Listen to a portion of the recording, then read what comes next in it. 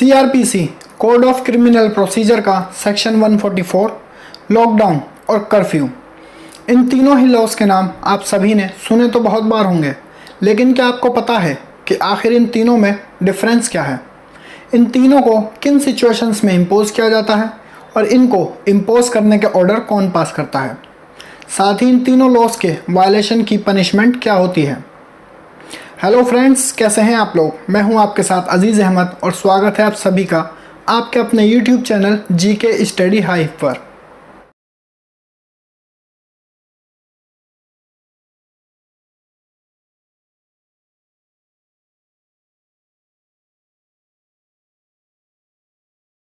तो आज की इस वीडियो में हम जानेंगे सीआरपीसी के सेक्शन 144 लॉकडाउन और कर्फ्यू के बारे में और इनसे रिलेटेड कुछ ज़रूरी बातों को। तो चलिए वीडियो को शुरू करते हैं।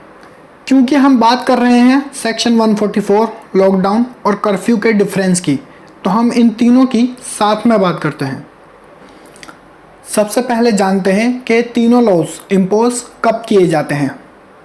जब भी ह्यूमन लाइफ डेंजर में होती है या कहीं पर दंगे फसाद होते हैं और पब्लिक ट्रैंक्विलिटी मतलब पब्लिक पीस पर कोई ख़तरा होता है, तो उस एरिया में तीनों में से कोई भी लॉ इम्पोज किया जा सकता है। अब ये वहाँ की सिचुएशन पर डिपेंड करता है कि इनमें से कौन सा लॉ वहाँ इम्पोज किया जाएगा। जैसे सिचुएशन अगर ज़्यादा ख़राब नहीं हो तो वहाँ सेक्शन 144 लगाया जा सकता है, और इसके बाद भी फिर भी अगर लोग नहीं मानते हैं और सिचुएशन कंट्रोल में नहीं आती है या और ज़्यादा ख़राब होती है तो वहाँ लॉकडाउन या कर्फ्यू लगाया जा सकता है। अब इसको इम्पोज करने के ऑर्डर कौन पास करता है? सेक्शन 144 के ऑर्डर पास किए जाते हैं by the executive magistrate means SDM और डीएम, और लॉकडाउन और कर्फ्यू के ऑर्डर पास किए जाते हैं by the district magistrate only. अब इन लॉज में किन किन चीज़ों पर रोक लगाई जाती है वो देख लेते हैं। तो सेक्शन 144 में अनलॉफुल असेंबली पर मींस कहीं भी 5 या 5 से ज़्यादा लोगों के एक जगह जमा होने या घूमने पर रोक होती है। 4 या उससे कम लोग निकल सकते हैं और इधर उधर जा सकते हैं। सेकंड है आर्म कैरी और आर्म डीलिंग पर, मतलब किसी भी तरह का हथियार की सेलिंग और परचेजिंग पर रोक होती है। इसके अलावा बाकी और किसी भी काम पर रोक नहीं होती है, सारे काम चालू रहते हैं। आप काम पर जा सकते हैं और बाकी सभी शॉप्स वगैरह खुली रहती हैं। अब अगर कहीं सिचुएशन आउट ऑफ कंट्रोल होती दिखाई देती है और लोग मानते नहीं हैं तो वहाँ लगाया जाता है लॉकडाउन। अब इसमें क्या होता है? इसमें अनलॉफुल असेंबली और आर्म्स कैरी और डीलिंग के साथ साथ ही आपके पब्लिक ट्रांसपोर्ट को बंद किया जाता है, जैसे बसेस, ट्रेन्स और फ्लाइट वगैरह, जिससे पब्लिक मूवमेंट पर रोक लगाई जा सके। लोगों को बिना ज़रूरी काम के घरों से निकलने पर रोक होती है। आप बिना ज़रूरत बाहर नहीं निकल सकते। एसेंशियल चीज़ों को जैसे मेडिकल्स, ग्रोसरी, बैंक्स और पेट्रोल पंप वगैरह को एक फ़िक्स टाइम के लिए खुला छोड़कर बाकी सभी शॉप्स, बिल्डिंग, मार्केट बंद रहती हैं। इसके अलावा स्टेट पर डिपेंड होता है कि वो किन किन आइटम्स को एसेंशियल मानती है।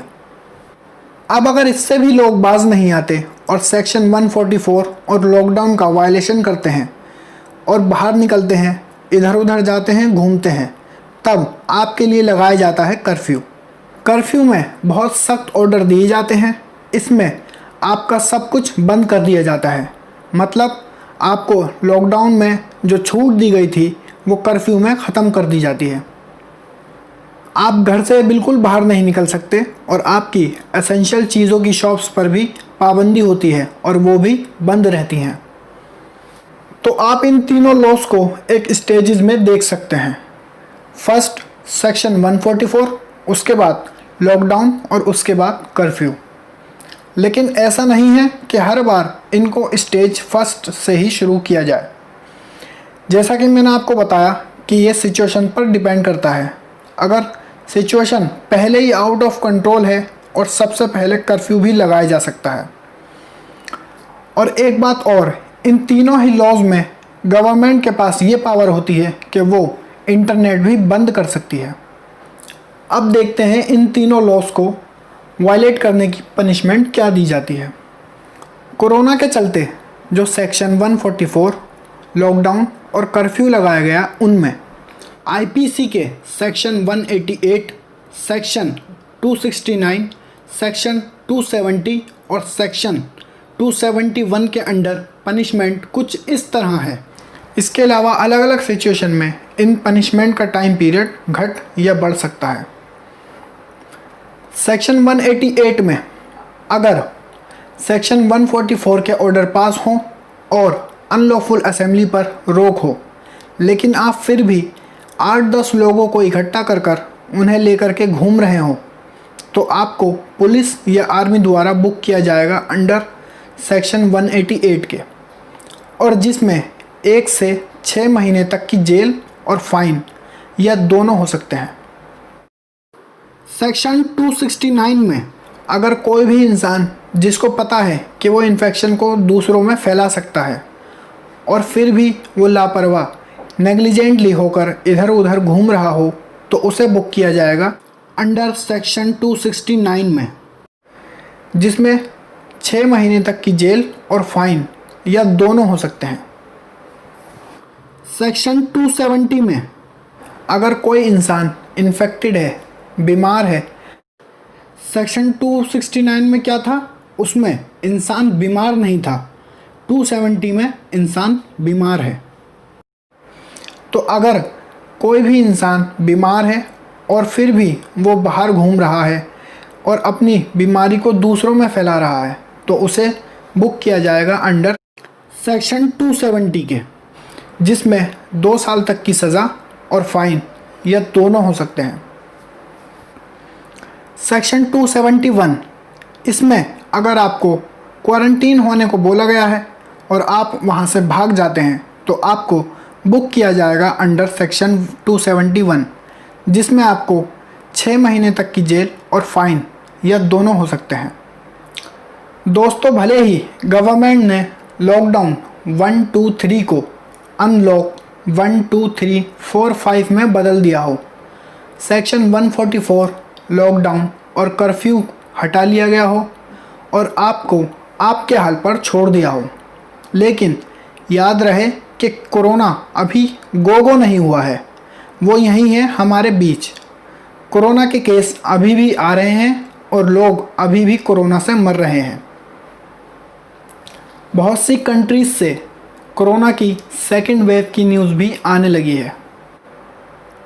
तो अपना, अपने घर वालों का और बाकी सभी के साथ साथ मेरा भी ध्यान रखें और वीडियो को शेयर करते रहें। हाथ धोकर और सैनिटाइज कर कर कमेंट कीजिए, वीडियो को लाइक कीजिए, चैनल को सब्सक्राइब कीजिए और 500 रुपये के चालान से बचने के लिए बाहर जाने से पहले मास्क लगाने के साथ साथ ही बेल आइकन दबाना ना भूलें, ताकि आगे आने वाली वीडियो की नोटिफिकेशन आपको मिल सके। तो चलिए मिलते हैं नेक्स्ट वीडियो में।